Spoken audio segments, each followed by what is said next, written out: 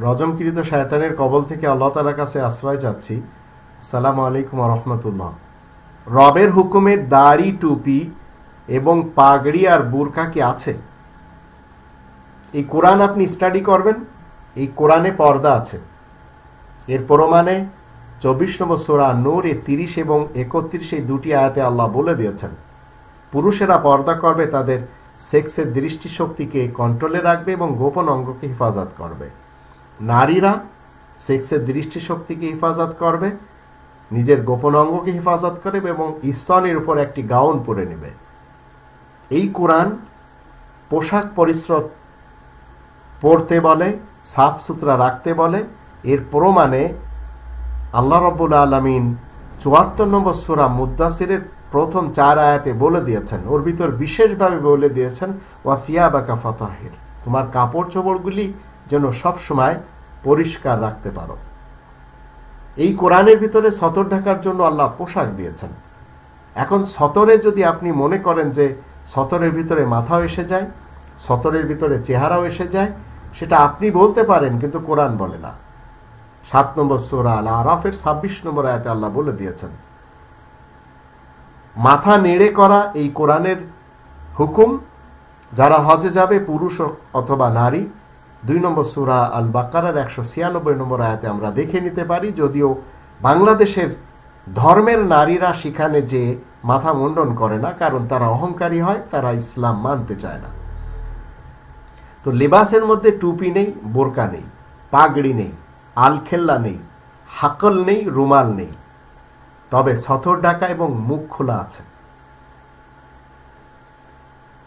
13 নম্বর সূরা আর রদ এর 21 নম্বর আয়াতে আল্লাহ বলেন বাল্লিল্লাহিল আমরু জামিয়া, পর্দার জন্য হুকুম আছে, পোশাক পরার জন্য হুকুম আছে, সতর ঢাকার জন্য হুকুম আছে, মাথা নেড়ে করার জন্য হুকুম আছে এবং পোশাক পাক রাখার জন্য হুকুম আছে।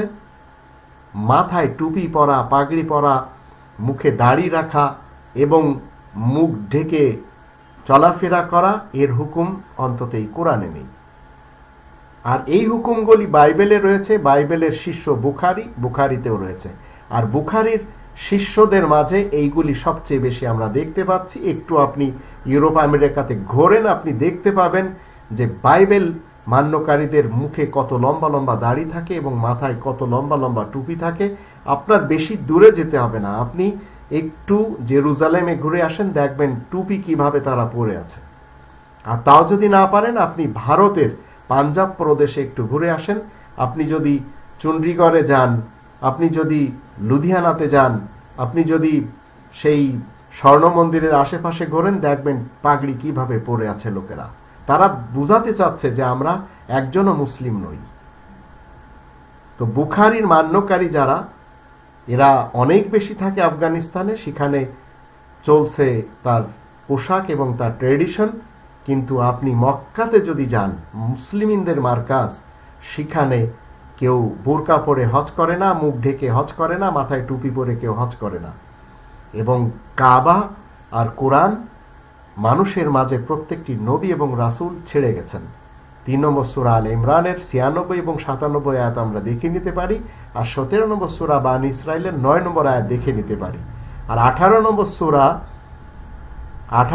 সূরা আল কাহফ এর 26 নম্বর আয়াতে আল্লাহ বলেন, কেউ যদি শিরিক করে আল্লাহ তাআলার হুকুমে, তাহলে 4 নম্বর সূরা আর নিসা এর 116 নম্বর আয়াতে আল্লাহ বলেন তাকে অন্তত মাগফিরাত করা হবে না।